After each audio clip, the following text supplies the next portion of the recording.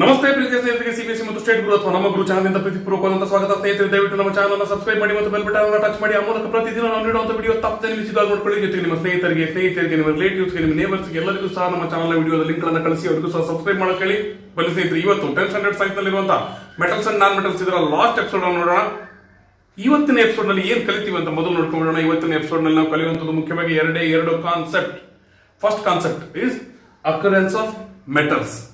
ಇದು ಒಂದೇದು. ಎರಡನೇದೇನೆಂದ್ರೆ extraction of metals. Dear students, I am a teacher of English medium CBSE school. Then also I am using more and more Kannada because there are so many Hindi YouTube channels which are helping the students of Hindi mother tongue. Though they are studying in English medium schools, they can learn it easily in their mother tongue. Such facility is not there for our Karnataka students. I feel it is the most important responsibility of mine towards our Karnataka and Karnataka students.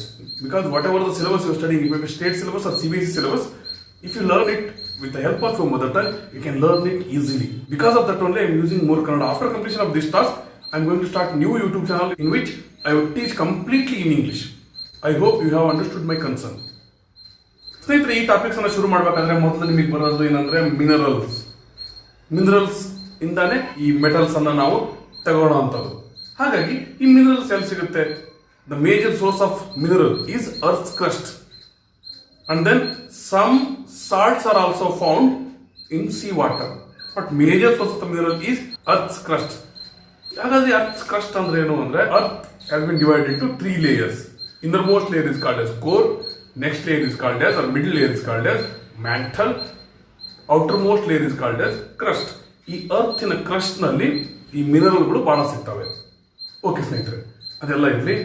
ಈಗ mineral ಅಂದ್ರೆ ಏನು ಅಂದ್ರೆ, minerals are the elements or compounds which are occurring naturally in the earth crust. ಅರ್ಥಿನ crust ನಲ್ಲಿ natural ಆಗಿ ಸಿಗುವಂತಹ elements ಅಥವಾ compounds ಗೆ ನಾವು ಮಿನರಲ್ಸ್ ಅಂತೀವಿ. ಈ ಮಿನರಲ್ಸ್ ನಲ್ಲಿ ಮುಖ್ಯವಾಗಿ 2 ಟೈಪ್ಸ್ ಇದಾವೆ. ಒಂದು ಮೆಟಾಲಿಕ್ ಮಿನರಲ್, ಇನ್ನೊಂದು ನಾನ್ ಮೆಟಾಲಿಕ್ ಮಿನರಲ್. ನಾವಿಲ್ಲಿ ಡಿಸ್ಕಸ್ ಮಾಡ್ತಿರುವಂತದ್ದು ಮೆಟಾಲಿಕ್ ಮಿನರಲ್ಸ್. ಓಕೆ ಸ್ನೇಹಿತರೆ, ಈಗ ಮಿನರಲ್ಸ್ ಅಂದ್ರೆ ಏನು ಅಂತ ನಿಮಗೆ ಅರ್ಥ ಆಗಿದೆ ಅನ್ಕೊಂಡಿದ್ದೀನಿ. ಈಗ ಓರ್ಸ್ ಬಗ್ಗೆ ನೋಡೋಣ. At some places minerals contain a very high percentage of a particular metal and the metal can be extracted profitably. Such minerals are known as ores. Ores ಅಂದ್ರೆ ಅವು ಸಹ ಮಿನರಲ್ಸ್. ಆದ್ರೆ ಒಂದಿಷ್ಟು ಪ್ರದೇಶಗಳಲ್ಲಿ at some regions minerals contain high percentage of particular metal. ನಮಗೆ ಒಂದು ರೀತಿಯ metal ನ ಹೆಚ್ಚು ಕಂಟೆಂಟ್ ಅನ್ನ ಆ ಮಿನರಲ್ ಹೊಂದಿರುತ್ತೆ. ಒಂದೇ ರೀತಿಯ ಮೆಟಲ್ ನ ಹೆಚ್ಚು ಕಂಟೆಂಟ್ ಅನ್ನ ಅದು ಹೊಂದಿರೋದ್ರಿಂದ ಏನಾಗುತ್ತೆ, ಅದನ್ನ ಈಸಿಯಾಗಿ ಎಕ್ಸ್ಟ್ರಾಕ್ಟ್ ಮಾಡ್ಕೋಬಹುದು.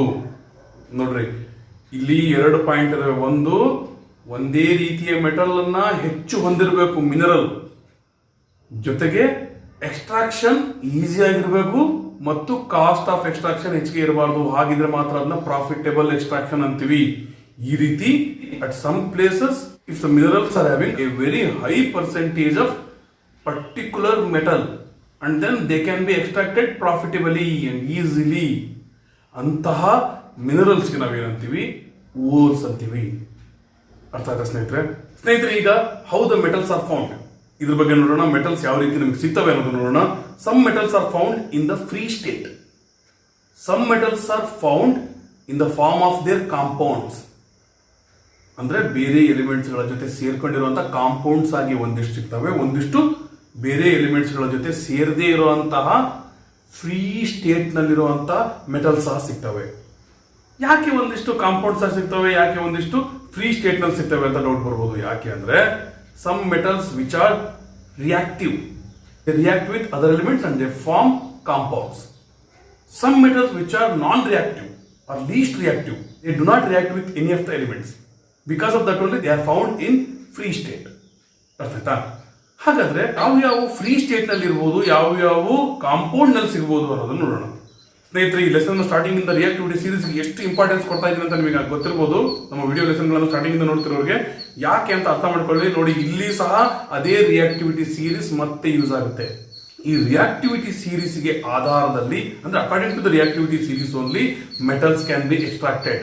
Because some metals like copper, silver, gold, platinum, they are least reactive. Such least reactive metals, they will not react with any of the elements. ಬಹಳ ಲೀಸ್ಟ್ ಇರುವಂತವು ಯಾವ ಎಲಿಮೆಂಟ್ ಜೊತೆ ರಿಯಾಕ್ಟ್ ಆಗಲ್ಲ. ಹಾಗಾಗಿ ಅವು ಫ್ರೀ ಸ್ಟೇಟ್ ನಲ್ಲಿ ಸಿಗ್ತವೆ. ಅವುಗಳ ಎಕ್ಸ್ಟ್ರಾಕ್ಷನ್ ಬಹಳ ಈಸಿ ಆಗಿರುತ್ತೆ. ಅದರಲ್ಲಿ ಒಂದು ಎಕ್ಸೆಪ್ಷನ್ ಇದೆ, ಏನಂದ್ರೆ copper, silver, gold, and platinum ಇವು ಫ್ರೀ ಸ್ಟೇಟ್ ನಲ್ಲೇ ಸಿಗ್ತಾವಂತೆ. ಆದ್ರೆ ಕಾಪರ್ ಮತ್ತು ಸಿಲ್ವರ್ ಲೀಸ್ಟ್ ರಿಯಾಕ್ಟಿವ್ ನಲ್ಲೇ ಸ್ವಲ್ಪ ಮೇಲಿರುವಂತವು. ಹಾಗಾಗಿ ಇವು ಸಲ್ಫರ್ ಜೊತೆ ಮತ್ತು ಆಕ್ಸಿಜನ್ ಜೊತೆ ರಿಯಾಕ್ಟ್ ಆಗುವಂತ ಚಾನ್ಸ್ ಇರುತ್ತೆ ಕೆಲವೊಂದು ಸಾರಿ. ಹಾಗಾಗಿ ಈ ಸಿಲ್ವರ್ ಮತ್ತು ಕಾಪರ್ ಅವು ಸಲ್ಫೈಡ್ ಅಥವಾ ಆಕ್ಸೈಡ್ ಓರ್ಸ್ ಆಗಿ ಸಹ ಸಿಗುವಂತ ಚಾನ್ಸ್ ಇರುತ್ತೆ. ಆದ್ರೆ ಕೆಳಗಡೆ ಇರುವಂತಹ ಈ ಗೋಲ್ಡ್ ಮತ್ತು ಪ್ಲಾಟಿನಮ್ ಫ್ರೀ ಸ್ಟೇಟ್ ನಲ್ಲೇ ಸಿಗ್ತವೆ. ಅರ್ಥ ಆಯ್ತಾ ಸ್ನೇಹಿತರೆ? ಇವುಗಳನ್ನು ನಾವು ಬಹಳ ಸುಲಭವಾಗಿ ಎಕ್ಸ್ಟ್ರಾಕ್ಟ್ ಮಾಡಬಹುದು. ಯಾಕಂದ್ರೆ ಇಂಪ್ಯೂರಿಟೀಸ್ ಇರೋದೇ ಇಲ್ಲ, ಫ್ರೀ ಎಲಿಮೆಂಟ್ಸ್ ಆಗಿ ಸಿಗ್ತವೆ. ಓಕೆ, ನಂತರ ಮಾಡರೇಟ್ ರಿಯಾಕ್ಟಿವ್ ಮೆಟಲ್ಸ್ ಯಾವ್ಯಾವು?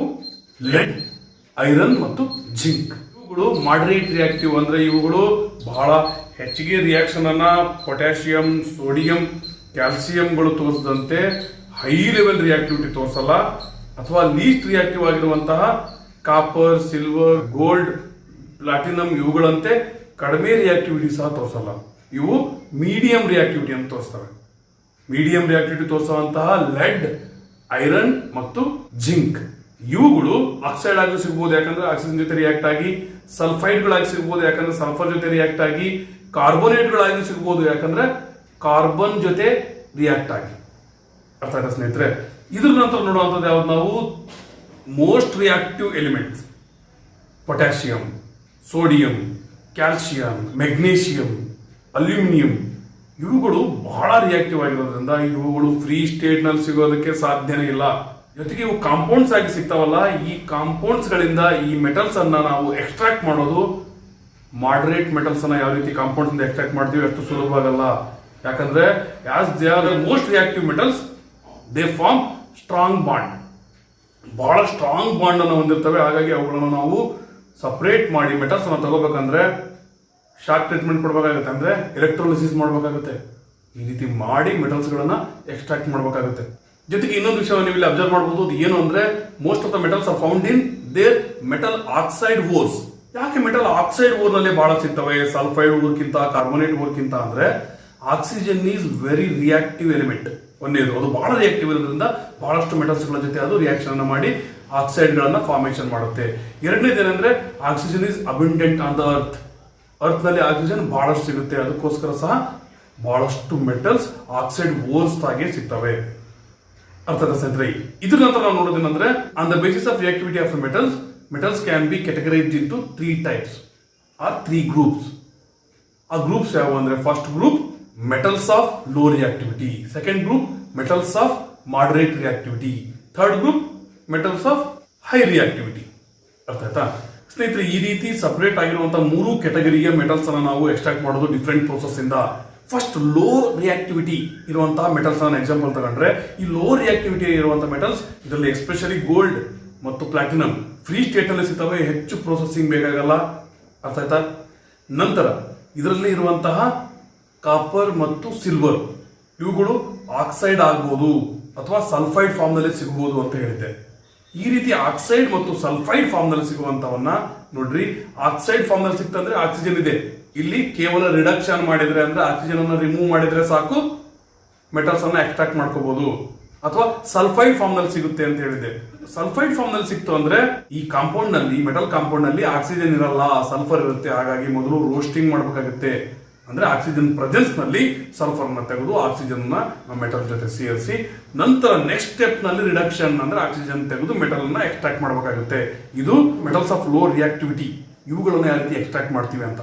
ಈಗ ಮಾಡರೇಟ್ ರಿಯಾಕ್ಟಿವಿಟಿ ಇರುವಂತಹ ಮೆಟಲ್ಸ್ ಯಾವ ರೀತಿ ಎಕ್ಸ್ಟ್ರಾಕ್ಟ್ ಮಾಡ್ತೀವಿ ಅಂದ್ರೆ, ಮಾಡರೇಟ್ ರಿಯಾಕ್ಟಿವಿಟಿ ಇರುವಂತಹ ಮೆಟಲ್ಸ್ ಅನ್ನು ನಾವು ಮುಖ್ಯವಾಗಿ 3 ರೀತಿ ಎಕ್ಸ್ಟ್ರಾಕ್ಟ್ ಮಾಡ್ತೀವಿ. ಒಂದನೇದು ಆಕ್ಸೈಡ್ ಫಾರ್ಮ್ ನಲ್ಲಿ ಸಿಕ್ಕುವ ಅಂದ್ರೆ ಅವುಗಳನ್ನ ಡೈರೆಕ್ಟ್ ಆಗಿ ಏನ್ ಮಾಡಬಹುದು, ರಿಡಕ್ಷನ್ ಮಾಡಬಹುದು, ಆಕ್ಸಿಜನ್ ತೆಗಿಬಹುದು. ಎರಡನೇದು ಏನಂದ್ರೆ ಕಾರ್ಬೋನೇಟ್ ಗಳಾಗಿ ಸಿಗುವಂತ ಚಾನ್ಸ್ ಇರುತ್ತೆ ಅಂತ ಹೇಳಿದೆ. ಕಾರ್ಬೋನೇಟ್ ಗಳಾಗಿ ಸಿಕ್ಕರೆ ಅಲ್ಲಿ ಕಾರ್ಬನ್ ಮತ್ತು ಆಕ್ಸಿಜನ್ ಜೊತೆ ಆ ಮೆಟಲ್ ರಿಯಾಕ್ಟ್ ಆಗಿ ಕಾಂಪೌಂಡ್ ಆಗಿರುತ್ತೆ. ಹಾಗಾಗಿ ಅಲ್ಲಿ ಆಕ್ಸಿಜನ್ ಇರೋದ್ರಿಂದ ಅಲ್ಲಿ ನಾವು ಆಕ್ಸಿಜನ್ ಪ್ರೆಸೆನ್ಸ್ ನಲ್ಲಿ ಹೀಟ್ ಮಾಡೋದು ಬೇಕಾಗಲ್ಲ.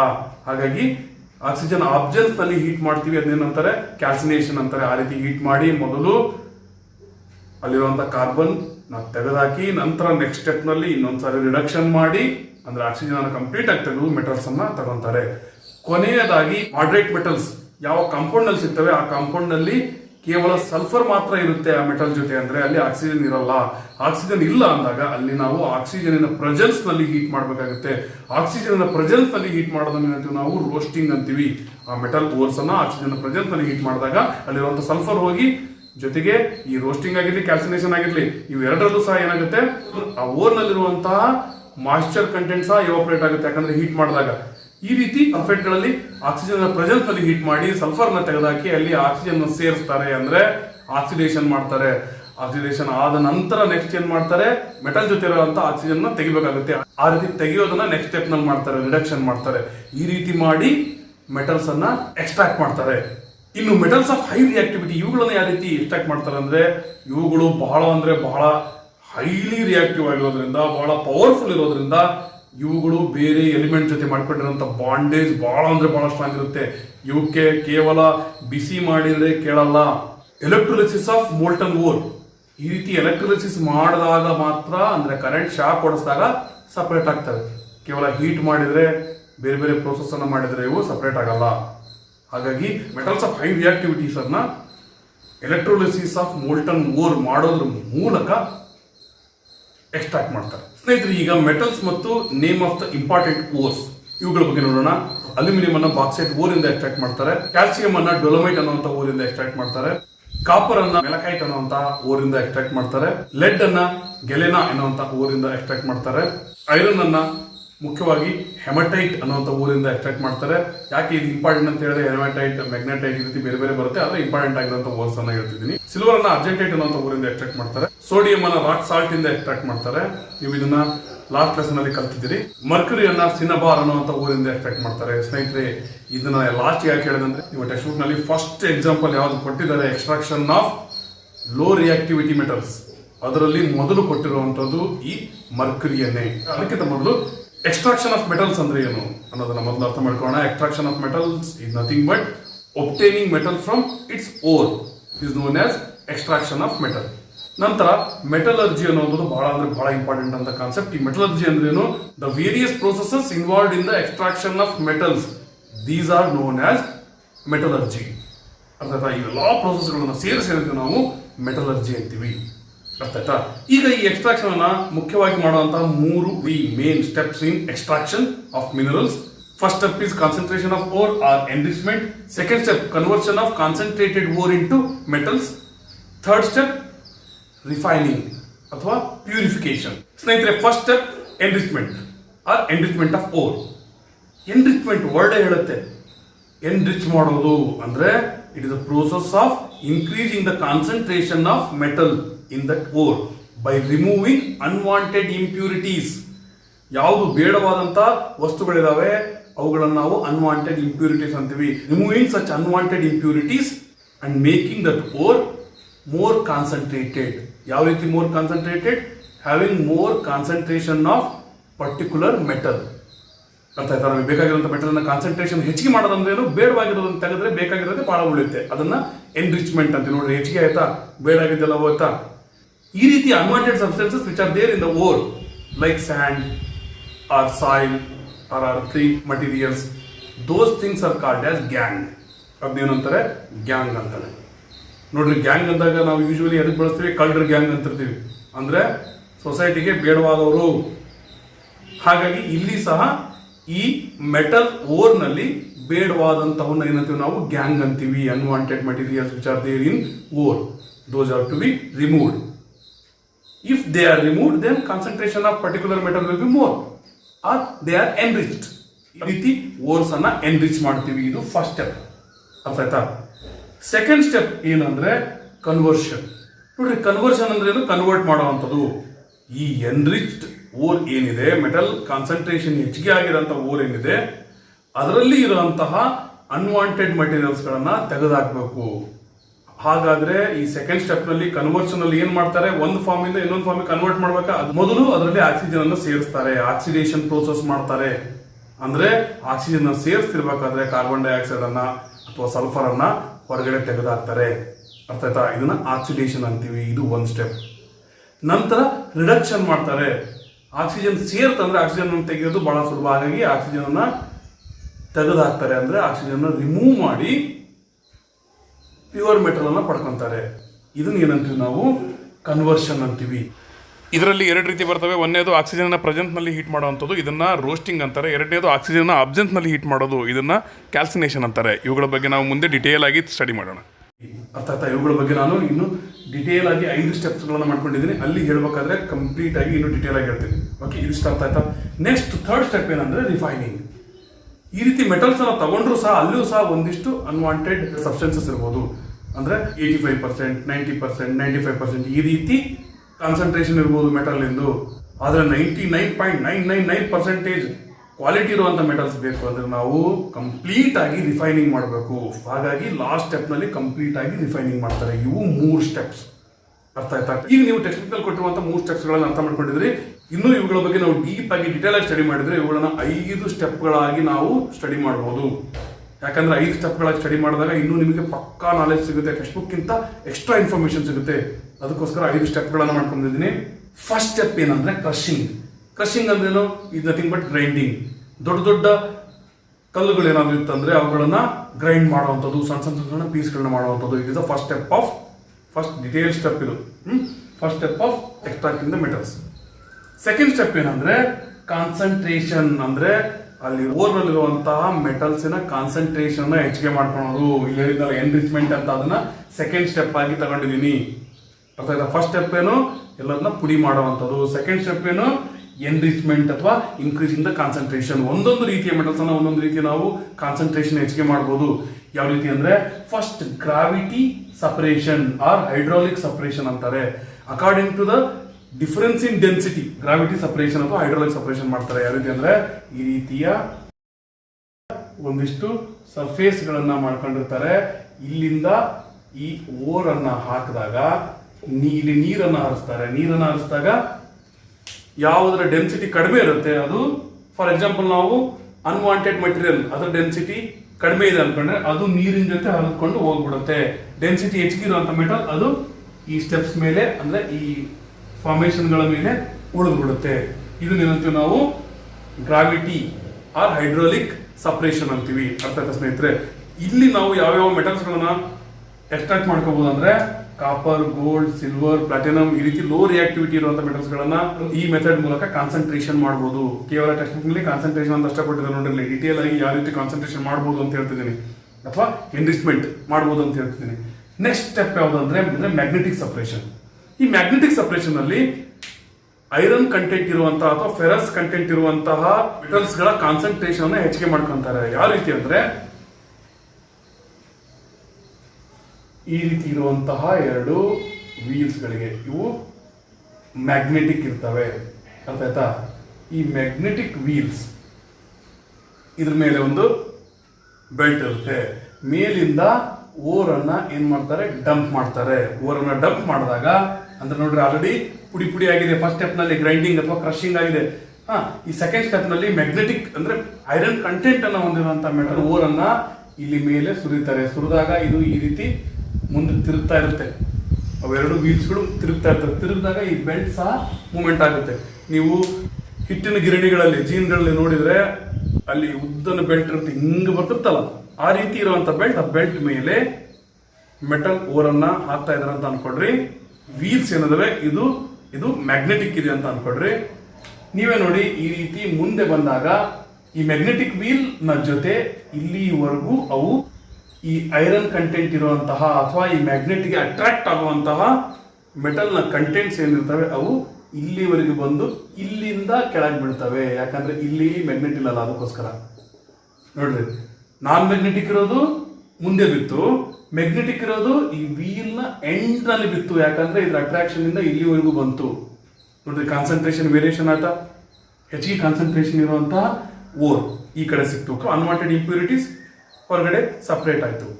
ಅರ್ಥ ಆಯ್ತಾ ಸ್ನೇಹಿತರೆ? ಇದನ್ನೇನಂತೀವಿ ನಾವು ಮ್ಯಾಗ್ನೆಟಿಕ್ ಸಪರೇಷನ್ ಅಥವಾ ಮ್ಯಾಗ್ನೆಟಿಕ್ ಕಾನ್ಸಂಟ್ರೇಷನ್ ಅಂತೀವಿ, ಅಥವಾ ಮ್ಯಾಗ್ನೆಟಿಕ್ ಎನ್ರಿಚ್ಮೆಂಟ್ ಅಂತೀವಿ. Next type of enrichment is froth flotation. Froth flotation ಅಂದ್ರೆ ಏನು? ಈ ಫ್ರಾತ್ ಫ್ಲೋಟೇಷನ್ ನಲ್ಲಿ ನೋಡ್ರಿ, ಫ್ರಾತ್ ಅಂದ್ರೆ ಬುರ್ಗಿನ ರೀತಿ ಮೇಲ್ ಬರೋದು. ಮಜ್ಜಿಗೆನ ಕಡ್ದಾಗ ಅಂದ್ರೆ ಚರ್ನಿಂಗ್ ಮಾಡಿದಾಗ ಬೆಣ್ಣೆ ಮೇಲ್ ಬರುತ್ತೆ. ನೋಡ್ರಿ, ಫ್ಲೋಟ್ ಆಗುತ್ತಾ? ಫ್ಲೋಟೇಷನ್. ಫ್ರಾತ್ ಅಂದ್ರೆ ಈ ರೀತಿ ಆಯಿಲ್ ಕಂಟೆಂಟ್ ಇರುವಂತ ಅಂಶ ಮೇಲ್ ಬರುತ್ತೆ. The content of oil comes up and floats. ಅದೇ ಫ್ರಾತ್ ಅಂದ್ರೆ ಆಯಿಲ್ ಕಂಟೆಂಟ್ ಇರುವಂಥದ್ದು, ಫ್ಲೋಟೇಷನ್ ಫ್ಲೋಟ್ ಆಗುತ್ತೆ. ಈ ಪ್ರೋಸೆಸ್ ಅನ್ನು ಬಳಸಿ ಮೆಟಲ್ಸ್ ಅನ್ನ ಅಂದ್ರೆ ಮೆಟಲ್ ಕಂಟೆಂಟ್ ಅನ್ನ ಎನ್ರಿಚ್ ಮಾಡ್ತಾರೆ, ಕಾನ್ಸಂಟ್ರೇಷನ್ ಹೆಚ್ಚಿಗೆ ಮಾಡ್ತಾರೆ. ಒಂದು ನೀರು ಮತ್ತು ಎಣ್ಣೆ ಈ ರೀತಿ ಇರುವಂತಹ ಅಂದ್ರೆ ಆಯಿಲ್ ಮತ್ತು ವಾಟರ್ ಈ ರೀತಿ ನೇಚರ್ ಇರುವಂತಹ ಸಬ್ಸ್ಟೆನ್ಸ್ ಅಥವಾ ಮಿಕ್ಸ್ಚರ್ನ ಇಟ್ಟಿರ್ತಾರೆ. ಇದರಲ್ಲಿ ಹಾಕುವಂತಹ ಓರ್ ಇದು ಎರಡು ರೀತಿಯ ಎಲಿಮೆಂಟ್ಸ್ ಅನ್ನ ಹೊಂದಿರುತ್ತೆ. ಒಂದು ಮೆಟಲ್ ರಿಲೇಟೆಡ್ ಇರುವಂತಹದ್ದು, ಅದು ಹೈಡ್ರೋಫೋಬಿಕ್ ಇರುತ್ತೆ. ಫೋಬಿಕ್ ಎಕ್ಸಾಮ್ ಫೋಬಿಯಾ ಅಂತಾರೆ. ಫೋಬಿಯಾ ಅಂದ್ರೆ ಭಯ ಅಂತ. ಇದು ವಾಟರ್ ಕಂಡ್ರೆ ಭಯ ಅಂದ್ರೆ ವಾಟರ್ ಜೊತೆ ಮಿಕ್ಸ್ ಆಗಲ್ಲ.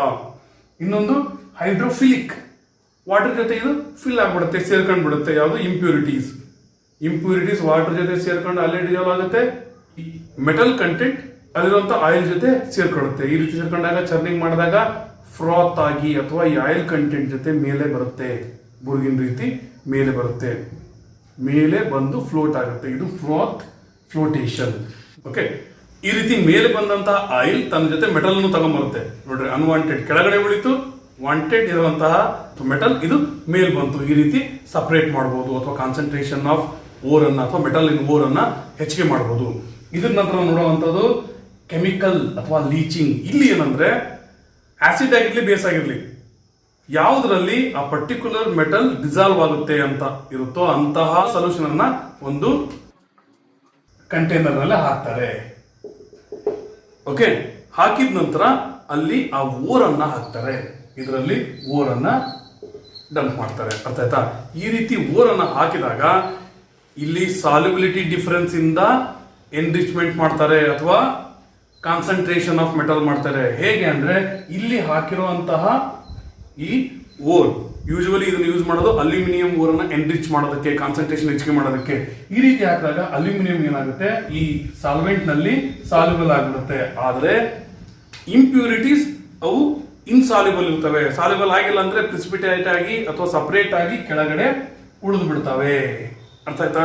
ಅವಾಗ ಏನ್ ಮಾಡ್ತಾರೆ, ಒಂದು ಫಿಲ್ಟರ್ ಪೇಪರ್ ಅನ್ನ ಏನೋ ತಗೊಂಡು ಇಲ್ಲಿರುವಂತಹ ಸೊಲ್ಯೂಷನ್ ಅನ್ನ ಆ ಫಿಲ್ಟರ್ ಪೇಪರ್ ಮೂಲಕ ನಾವು ಸೋಸಿದಾಗ ಅಥವಾ ಫಿಲ್ಟರ್ ಮಾಡಿದಾಗ ಇಂಪ್ಯೂರಿಟೀಸ್ ಏನಿತ್ತು ಇನ್ಸಾಲ್ಯುಬಲ್ ಅದೆಲ್ಲ ಆ ಫಿಲ್ಟರ್ ಪೇಪರ್ ನಲ್ಲೇ ಅಥವಾ ಆ ಫಿಲ್ಟರ್ ನಲ್ಲೇ ಉಳಿದು ಬಿಡುತ್ತೆ. ಈ ಸಾಲ್ವೆಂಟ್ ನಲ್ಲಿ ಡಿಸಾಲ್ವ್ ಆಗಿರುವಂತಹ ಮೆಟಲ್ ಏನಾಗುತ್ತೆ, ಆ ಮೆಟಲ್ ಕಂಟೆಂಟ್ ಎಲ್ಲ ಆ ಸಾಲ್ವೆಂಟ್ ಜೊತೆನೆ ಕೆಳಗಡೆ ಬಂದ್ಬಿಡುತ್ತೆ ಅಥವಾ ಆ ಲಿಕ್ವಿಡ್ ಜೊತೆನೆ ಕೆಳಗಡೆ ಬಂದ್ಬಿಡುತ್ತೆ. ನೋಡ್ರಿ, ಇಲ್ಲಿಯೂ ಸಹ ಏನ್ ಮಾಡಿದ್ರು, ಅನ್ವಾಂಟೆಡ್ ಮಟೀರಿಯಲ್ಸ್ ಅನ್ನ ಅಥವಾ ಗ್ಯಾಂಗ್ ಅನ್ನ ಸಪರೇಟ್ ಮಾಡಿ ಆ ಮೆಟಲ್ ಕಾನ್ಸಂಟ್ರೇಷನ್ ಅನ್ನ ಹೆಚ್ಚಿಗೆ ಮಾಡಿದ್ರು ಅಥವಾ ಎನ್ರಿಚ್ ಮಾಡಿದ್ರು. ಇದನ್ನು ಮುಖ್ಯವಾಗಿ ಬಳಸುವಂತದ್ದು ಇದರಲ್ಲಿ ಅಲ್ಯೂಮಿನಿಯಂ, ಇದರ ಎನ್ರಿಚ್ಮೆಂಟ್ ನಲ್ಲಿ. ಅರ್ಥ ಆಯ್ತಾ ಸ್ನೇಹಿತರೆ? ಇದ್ರ ನಂತರ ನೋಡುವಂತದ್ದು ನೆಕ್ಸ್ಟ್ ಸ್ಟೆಪ್. ಇದಕ್ಕಿಂತ ಮೊದಲು ಸ್ನೇಹಿತರೀಗ ಒಂದ್ಸಾರಿ ಈ ಎರಡೂ ಸ್ಟೆಪ್ ಗಳನ್ನ ಸರಿಯಾಗಿ ನೆನ್ಪಿಟ್ಕೊಳ್ಳಿ. ಮೇಜರ್ ಸ್ಟೆಪ್ ಗಳನ್ನ. ಫಸ್ಟ್ ಮೇಜರ್ ಸ್ಟೆಪ್ ಯಾವುದು, ಕ್ರಶಿಂಗ್ ಅಂದ್ರೆ ಗ್ರೈಂಡಿಂಗ್ ಮಾಡುವಂಥದ್ದು. ದೊಡ್ಡ ದೊಡ್ಡ ಪಾರ್ಟಿಕಲ್ ಅನ್ನ ಚಿಕ್ಕ ಚಿಕ್ಕ ಪಾರ್ಟಿಕಲ್ಗಳಾಗಿ ಕನ್ವರ್ಟ್ ಮಾಡುವಂಥದ್ದು, ಗ್ರೈಂಡ್ ಮಾಡಿ ಪುಡಿ ಮಾಡುವಂಥದ್ದು. ಸೆಕೆಂಡ್ ಸ್ಟೆಪ್ ಯಾವುದು, ಕಾನ್ಸಂಟ್ರೇಷನ್ ಅಥವಾ ಎನ್ರಿಚ್ಮೆಂಟ್. ನಮ್ಮ ಟೆಕ್ಸ್ಟ್ ಬುಕ್ ನಲ್ಲಿ ಫಸ್ಟ್ ಸ್ಟೆಪ್ ಇದೆಯಲ್ಲ, ಅದನ್ನ ನಾನು ಇಲ್ಲಿ ಸೆಕೆಂಡ್ ಸ್ಟೆಪ್ ಆಗಿ ಡಿಟೇಲ್ಡ್ ಎಕ್ಸ್ಪ್ಲನೇಷನ್ ಅಲ್ಲಿ ಇಟ್ಕೊಂಡಿದ್ದೀನಿ. ಇಲ್ಲಿ 4 ರೀತಿ ಮಾಡ್ತೀವಿ. ಒಂದೇದು ಗ್ರಾವಿಟಿ ಅಥವಾ ಹೈಡ್ರಾಲಿಕ್ ಕಾನ್ಸಂಟ್ರೇಷನ್ ಅಥವಾ ಎನ್ರಿಚ್ಮೆಂಟ್.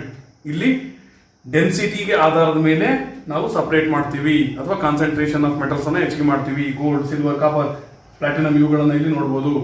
ನೆಕ್ಸ್ಟ್ ಮ್ಯಾಗ್ನೆಟಿಕ್ ಕಂಟೆಂಟ್ ಯಾವ ಇರ್ತವೆ, ಮೆಟಲ್ಸ್ ಯಾವ ಇರ್ತವೆ ಅವುಗಳನ್ನ ಇಲ್ಲಿ ತೋರಿಸಿದ್ನಲ್ಲ, ಈ ರೀತಿ ಮ್ಯಾಗ್ನೆಟಿಕ್ ವೀಲ್ಸ್ ಗಳ ಮೇಲೆ ಹಾಯಿಸಿದಾಗ ನಾನ್ ಮ್ಯಾಗ್ನೆಟಿಕ್ ಇಂಪ್ಯೂರಿಟೀಸ್ ಸಪರೇಟ್ ಆಗಿ ಮೊದಲೇ ಬೀಳ್ತವೆ, ಮ್ಯಾಗ್ನೆಟಿಕ್ ಇಂಪ್ಯೂರಿಟೀಸ್ ಲೇಟ್ ಆಗಿ ಬೀಳ್ತವೆ.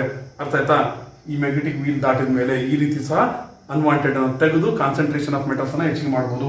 ನಂತರ ನೋಡುವಂಥದ್ದು ಫ್ಲೋಟೇಷನ್. ಫ್ರಾತ್ ಅಂದ್ರೆ ಆಯಿಲಿ ಕಂಟೆಂಟ್, ಬೆಣ್ಣೆ ರೀತಿ ಮೇಲೆ ಬರುತ್ತಲ್ಲ ಅದು ಫ್ಲೋಟೇಷನ್, ಫ್ಲೋಟ್ ಆಗುತ್ತೆ. ಇಲ್ಲಿ ಏನ್ ಮಾಡ್ತೀವಿ, ಆಯಿಲ್ ಮತ್ತು ವಾಟರ್ ಕಂಟೆಂಟ್ ಇರುವಂತಹ ಸೊಲ್ಯೂಷನ್ ರೆಡಿ ಮಾಡಿರ್ತೀವಿ. ಅದರಲ್ಲಿ ಓರನ್ನ ಹಾಕಿದಾಗ ಹಾಕಿ ನಾವು ಯಾವ ರೀತಿ ಮಜ್ಜಿಗೆ ಕಟ್ತೀವಲ್ಲ, ಮಜ್ಜಿಗೆ ಕಟ್ಟಿದ ಬೆಣ್ಣೆ ತೆಗಿತೀವಲ್ಲ, ಅಂದ್ರೆ ಚರ್ನಿಂಗ್ ಮಾಡ್ತೀವಲ್ಲ, ಆ ರೀತಿ ಚರ್ನಿಂಗ್ ಮಾಡಿದಾಗ ಜೊತೆ ಸೇರಿದಂತ ಮೆಟಲ್ ಏನ್ ಮಾಡುತ್ತೆ, ಮೇಲ್ ಬರುತ್ತೆ. ಅನ್ವಾಂಟೆಡ್ ಥಿಂಗ್ಸ್ ಕೆಳಗಡೆ ಇರ್ತವೆ. ಈ ರೀತಿ ಸಹ ಸಪರೇಟ್ ಮಾಡಬಹುದು. ಈ ರೀತಿ ಸಪರೇಟ್ ಆಗೋದನ್ನ ನೋಡಬಹುದು. ನೆಕ್ಸ್ಟ್ ಲಾಸ್ಟ್ ಸ್ಟೆಪ್ ಯಾವುದು, ಕೆಮಿಕಲ್ ಮೆಥಡ್ ಅಥವಾ ಲೀಚಿಂಗ್. ಇದು ಯಾವ ರೀತಿ, ಕೆಮಿಕಲ್ಸ್ ಅನ್ನ ಆಸಿಡ್ ಅಥವಾ ಬೇಸ್ ಯಾವುದೋ ಕಂಟೆಂಟ್ ಇರಲಿ, ಅದು ನಮಗೆ ಬೇಕಾಗಿರುವಂತ ಮೆಟಲ್ ಅನ್ನ ಡಿಸಾಲ್ವ್ ಮಾಡಬೇಕು. ಆ ರೀತಿ ಒಂದು ಸೊಲ್ಯೂಷನ್ ಅನ್ನ ಮಾಡ್ಕೊಂಡು ಇಟ್ಕೊಂಡಿರ್ತೀವಿ. ಅದರಲ್ಲಿ ಹಾಕಿದಾಗ ಮೆಟಲ್ ಡಿಸಾಲ್ವ್ ಆಗುತ್ತೆ. ಅಂದ್ರೆ ಡಿಸಾಲ್ವ್ ಆದಂತ ಮೆಟಲ್ ಅನ್ನ ಅನ್ಡಿಸಾಲ್ವ್ ಆಗಿರುವಂತಹ ಈ ಗ್ಯಾಂಗ್ ಇವು ಸಪರೇಟ್ ಆಗಿ ಪ್ರಿಸಿಪಿಟೇಷನ್ ರೀತಿ ಕೆಳಗಡೆ ಉಳಿದಿರ್ತವೆ. ನಾವು ಫಿಲ್ಟರ್ ಮಾಡಿದಾಗ ಅನ್ಡಿಸಾಲ್ವ್ ಸಪರೇಟ್ ಆಗ್ತವೆ, ಡಿಸಾಲ್ವ್ ಆಗಿರುವಂತವು ಆ ಲಿಕ್ವಿಡ್ ಜೊತೆ ಸಪರೇಟ್ ಆಗಿ ಹೊರಗಡೆ ಬರ್ತವೆ. ಈ ರೀತಿ ನಾವು ಅನ್ವಾಂಟೆಡ್ ಮೆಟೀರಿಯಲ್ಸ್ ಅನ್ನ ಸಪರೇಟ್ ಮಾಡಬಹುದು. ಇದನ್ನ ಏನಂತೀವಿ, ಕೆಮಿಕಲ್ ಪ್ರೋಸೆಸ್ ಅಥವಾ ಲೀಚಿಂಗ್ ಅಂತೀವಿ. ಇಲ್ಲಿ ಸಾಲ್ಯುಬಿಲಿಟಿಯನ್ನ ಮುಖ್ಯವಾಗಿ ನಾವು ಯೂಸ್ ಮಾಡ್ತೀವಿ. ಇದ್ರ ನಂತರ ನೋಡುವಂಥದ್ದು ಏನಂದ್ರೆ ಕನ್ವರ್ಷನ್ ಇಂಟು ಆಕ್ಸೈಡ್ಸ್. ನಾವೇನು ಕನ್ವರ್ಷನ್ ಅಂತ ನೋಡಿದ್ವಲ್ಲ ಅದೇ ಸ್ಟೆಪ್ ಇಲ್ಲಿ ಕನ್ವರ್ಷನ್ ಇಂಟು ಆಕ್ಸೈಡ್ಸ್. ಇದನ್ನ ಥರ್ಡ್ ಸ್ಟೆಪ್ ಆಗಿ ಡಿಟೇಲ್ ಆಗಿ ನಿಮಗೆ ಟೀಚ್ ಮಾಡ್ತಿದ್ದೀನಿ. ಯಾವುದೇ ಕಾರಣಕ್ಕೂ ಕನ್ಫ್ಯೂಸ್ ಮಾಡ್ಕೋಬೇಡ್ರಿ. ಟೆಕ್ಸ್ಟ್ ಬುಕ್ ನಲ್ಲಿ 3 ಸ್ಟೆಪ್ ಕೊಟ್ಟಿದ್ದಾರೆ. ಇದನ್ನ ಸ್ಟಾರ್ಟಿಂಗ್ ನಲ್ಲಿ ಹೇಳಿದ್ದೀನಿ. ನಾನು ಇದನ್ನು ಇನ್ನೂ ಡಿಟೇಲ್ ಆಗಿ ನೀವು ಅರ್ಥ ಮಾಡ್ಕೊಂಡ್ರೆ ಯಾವ ರೀತಿ ಅರ್ಥ ಮಾಡ್ಕೊಳ್ಬೇಕಂತ ಡಿಟೇಲ್ ಆಗಿ ಇನ್ನೊಂದೆರಡು ಸ್ಟೆಪ್ಸ್ ಅನ್ನ ಎಕ್ಸ್ಟ್ರಾ ಮಾಡಿ ಹೇಳ್ತಿದ್ದೀನಿ. ಕನ್ಫ್ಯೂಷನ್ ಯಾವುದೇ ಕಾರಣಕ್ಕೂ ಬೇಡ. ನೆಕ್ಸ್ಟ್ ಯಾವುದು ಕನ್ವರ್ಷನ್. ಕನ್ವರ್ಷನ್ ಅನ್ನ ಯಾವ ರೀತಿ ಮಾಡ್ತಾರೆ, ಆ ಮೆಟಲ್ ಓರ್ಗಳನ್ನ ಆಕ್ಸೈಡ್ಗಳಾಗಿ ಕನ್ವರ್ಟ್ ಮಾಡ್ತಾರೆ. ಮೊದಲು ಆಕ್ಸೈಡ್ಗಳಾಗಿ ಯಾಕೆ ಕನ್ವರ್ಟ್ ಮಾಡ್ತಾರೆ ಅಂದ್ರೆ, ಆಕ್ಸೈಡ್ಗಳಾಗಿ ಕನ್ವರ್ಟ್ ಮಾಡಿದರೆ ಸುಲಭವಾಗಿ ಅವುಗಳ ಮೆಟಲನ್ನು ನಾವು ಪಡ್ಕೊಳ್ಬೋದು.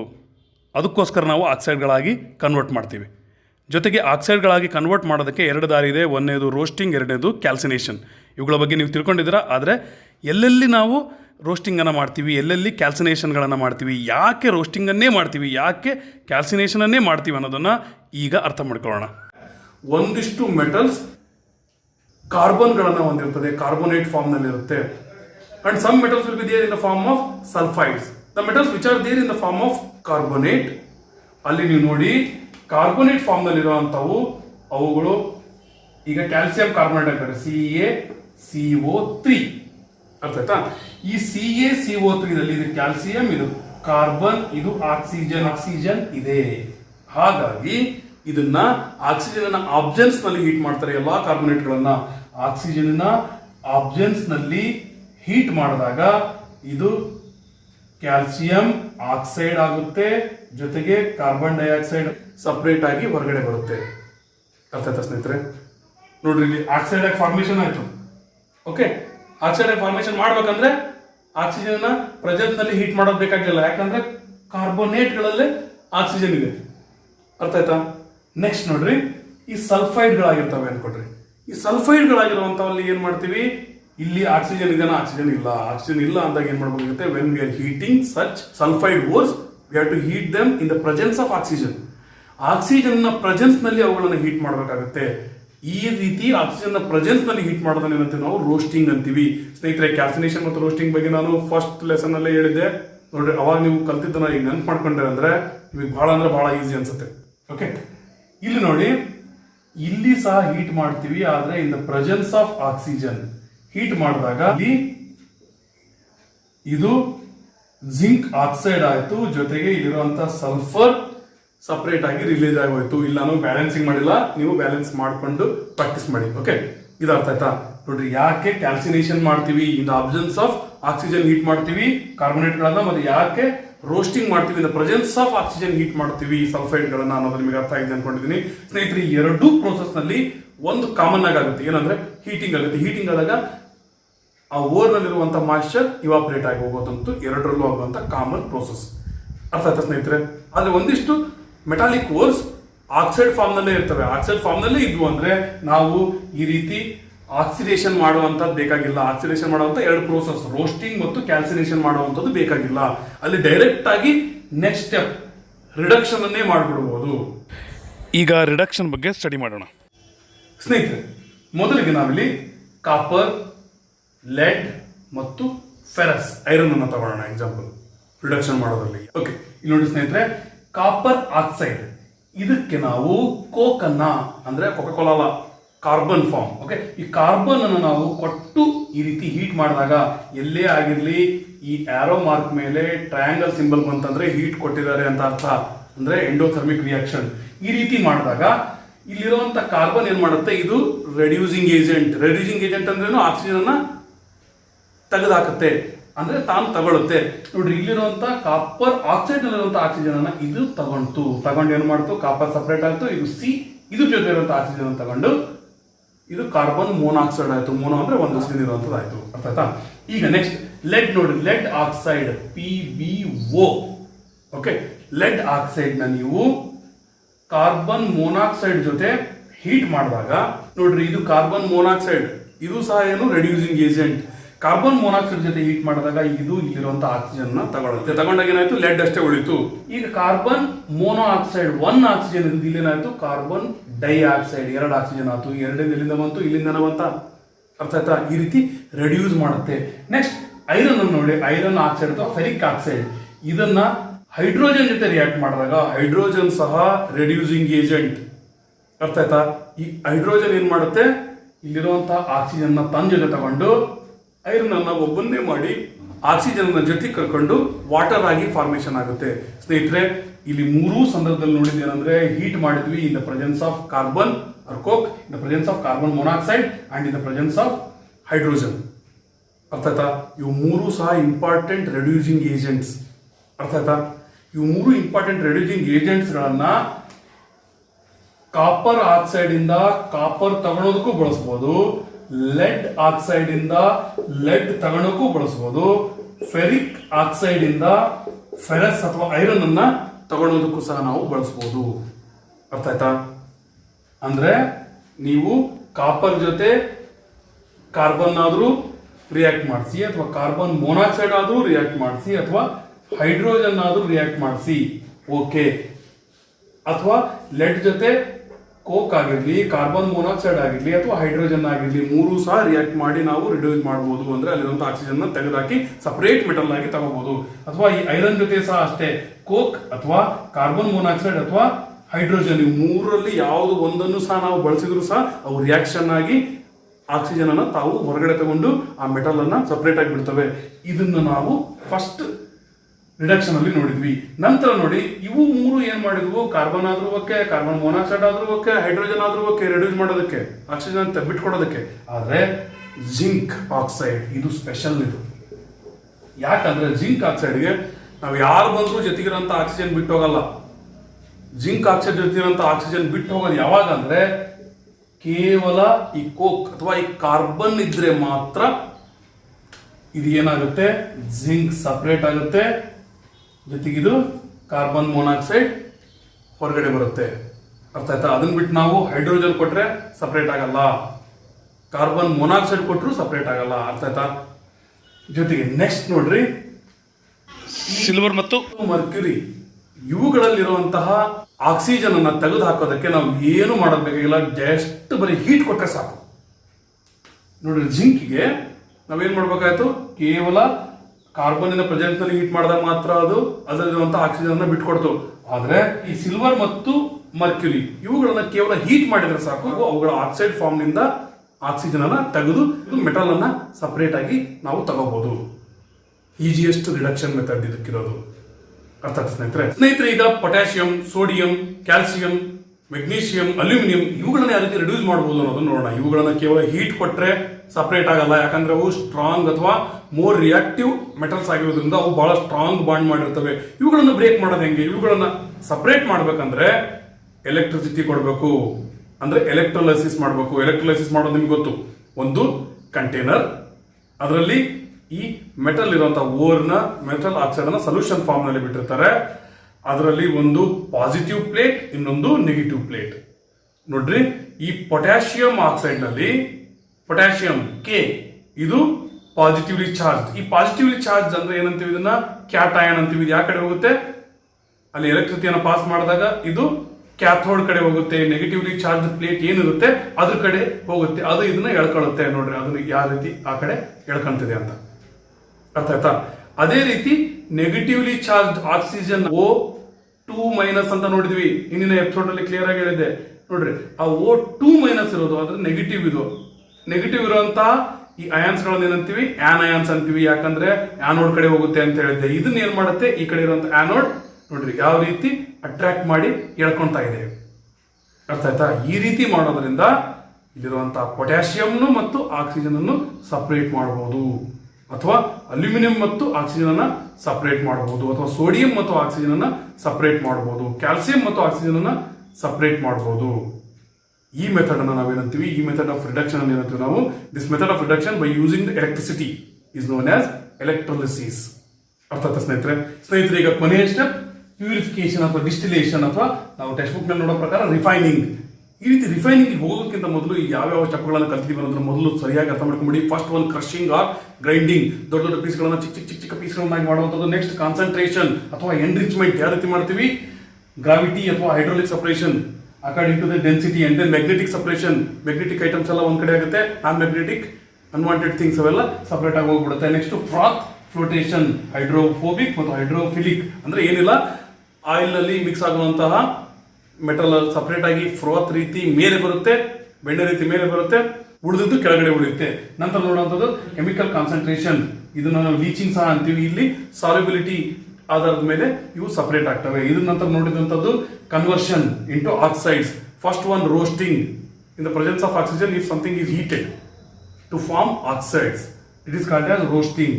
ನೆಕ್ಸ್ಟ್ ನೋಡಿ ರೋಸ್ಟಿಂಗ್, ROO ಇದೆ, ಹಂಗಾಗಿ ಆಕ್ಸಿಜನ್ ಅಂತ. Next calcination. ಕ್ಯಾಲ್ಸಿನೇಷನ್ ಅಂದ್ರೆ ಇಲ್ಲಿ ನೋಡಿ ಸಿ ಇದೆ, ಕಾರ್ಬನ್ ಅಂತ. ಅಂದ್ರೆ ಈ ಕಾರ್ಬನೇಟ್ ಗಳನ್ನು ನಾವು, ಆ ಕಾರ್ಬನೇಟ್ ನಲ್ಲಿ ಆಕ್ಸಿಜನ್ ಇರೋದ್ರಿಂದ there is no need of oxygen, so we heat it in the absence of oxygen, that is called calcination. Sulphide ಗಳನ್ನ ಆಕ್ಸಿಜನ್ ಪ್ರೆಸೆನ್ಸ್ ನಲ್ಲಿ ಹೀಟ್ ಮಾಡ್ತೀವಿ, ಯಾಕಂದ್ರೆ ಅಲ್ಲಿ ಆಕ್ಸಿಜನ್ ಇಲ್ಲ.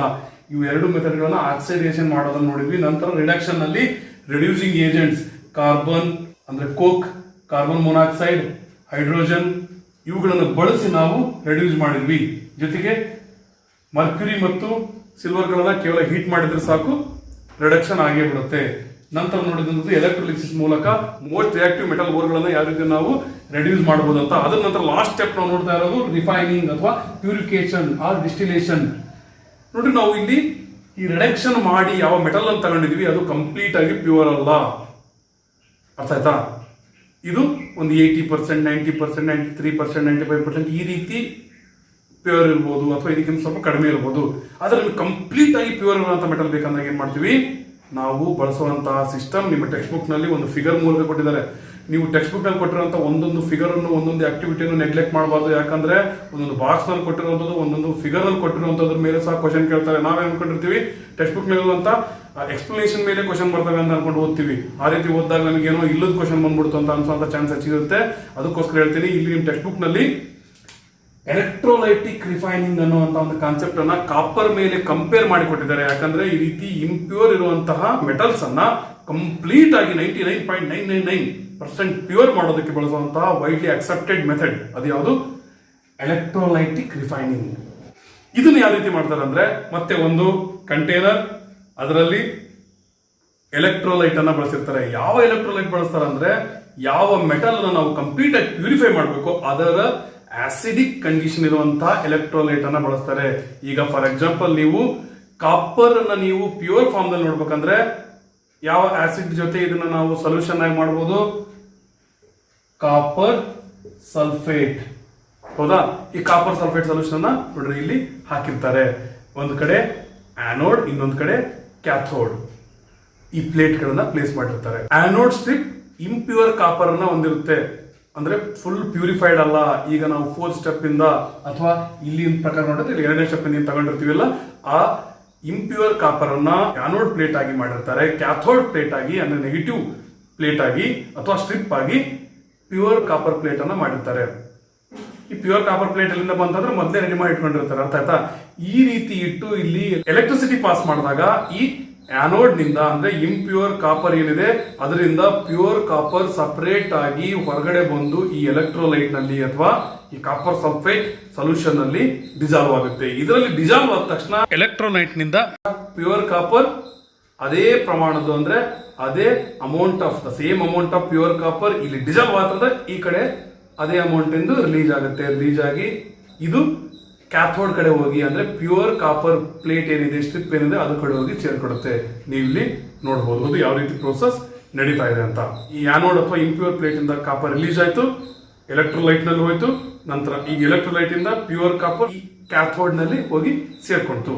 ಇದನ್ನ ನೀವೀಗ ಸರಿಯಾಗಿ ಅರ್ಥ ಮಾಡ್ಕೊಂಡಿದ್ದೀರಿ ಅನ್ಕೊಂಡಿದ್ದೀನಿ.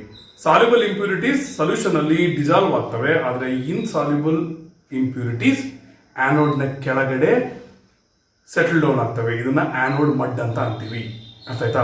ಈ ಮೆಥಡ್ ಅನ್ನ ಏನಂತೀವಿ? ಎಲೆಕ್ಟ್ರೋಲೈಟಿಕ್ ರಿಫೈನಿಂಗ್ ಅಂತೀವಿ, ಅರ್ಥ ಆಯ್ತಾ? It is the process which has been used in most of the refining processes, ಅರ್ಥ ಆಯ್ತಾ? ಸ್ನೇಹಿತರೆ, ನಾನು ಕೇವಲ 4 ಎಪಿಸೋಡ್ ನಲ್ಲಿ ಈ ಲೆಸನ್ ಮುಗಿತು ಅನ್ಕೊಂಡಿದ್ದೆ, ಆದ್ರೆ ನಾವು ಸ್ವಲ್ಪ ಡಿಟೇಲ್ ಆಗಿ ಸ್ಟಡಿ ಮಾಡಿದ್ವಿ, ಜೊತೆಗೆ ಇನ್ ಡೆಪ್ತ್ ಸ್ಟಡಿ ಮಾಡಿದ್ವಿ, ಜೊತೆಗೆ ಟೆಕ್ಸ್ಟ್ ಬುಕ್ ನಲ್ಲಿ ಸ್ವಲ್ಪ ಎಕ್ಸ್ಟ್ರಾ ಇನ್ಫಾರ್ಮೇಶನ್ ತಿಳ್ಕೊಂತ ಹೋದ್ವಿ. ಎಕ್ಸಾಮ್ ಪಾಯಿಂಟ್ ಆಫ್ ವ್ಯೂ ನಲ್ಲಿ ಯಾವ್ಯಾವ ರೀತಿ ಇದನ್ನ ನಾವು ಅರ್ಥ ಮಾಡ್ಕೊಂಡ್ರೆ ಬಹಳ ಬೆಸ್ಟ್ ನಾವು ರಿಸಲ್ಟ್ ಅನ್ನ ಪಡ್ಕೋಬಹುದು ಅಂತ ನಾವು ಸ್ವಲ್ಪ ಹೆಚ್ಚಿಗೆ ಸ್ಟಡಿ ಮಾಡೋದಕ್ಕೆ ಸ್ವಲ್ಪ ಲೆಂಥಿಟಿ ಹೆಚ್ಚಿಗೆ ಆಯಿತು. ಅದಕ್ಕೋಸ್ಕರ ಇವತ್ತಿನ ಎಪಿಸೋಡ್ಗೆ ಇಷ್ಟು ಸಾಕು. ನಾಳಿನ ಎಪಿಸೋಡ್ ನಲ್ಲಿ ಈ ಲೆಸನ್ ಅನ್ನ ಕಂಪ್ಲೀಟ್ ಆಗಿ ಮುಗಿಸೋಣ. ನಾಳಿನ ಎಪಿಸೋಡ್ ನಲ್ಲಿ ನಾವು ಕಲಿಯೋದೇನಂದ್ರೆ ಲೋ ರಿಯಾಕ್ಟಿವಿಟಿ ಮೆಟಲ್ಸ್ ಅನ್ನು ನಾವು ಯಾವ ರೀತಿ ಎಕ್ಸ್ಟ್ರಾಕ್ಟ್ ಮಾಡ್ತೀವಿ, ಮೀಡಿಯಂ ರಿಯಾಕ್ಟಿವಿಟಿ ಮೆಟಲ್ಸ್ ಅನ್ನು ನಾವು ಯಾವ ರೀತಿ ಎಕ್ಸ್ಟ್ರಾಕ್ಟ್ ಮಾಡ್ತೀವಿ, ಹೈ ರಿಯಾಕ್ಟಿವಿಟಿ ಮೆಟಲ್ಸ್ ಅನ್ನು ನಾವು ಯಾವ ರೀತಿ ಎಕ್ಸ್ಟ್ರಾಕ್ಟ್ ಮಾಡ್ತೀವಿ ಅನ್ನೋದನ್ನ ಇಲ್ಲಿ ಕೊಟ್ಟಿರುವಂತಹ ಎಕ್ಸಾಂಪಲ್ಗಳ ಮೂಲಕ ನೋಡೋಣ. ಈಗ ಆಲ್ರೆಡಿ ಎಲ್ಲ ಸ್ಟೆಪ್ಸ್ ಅನ್ನ ಕಲ್ತಿದ್ದೀರಿ.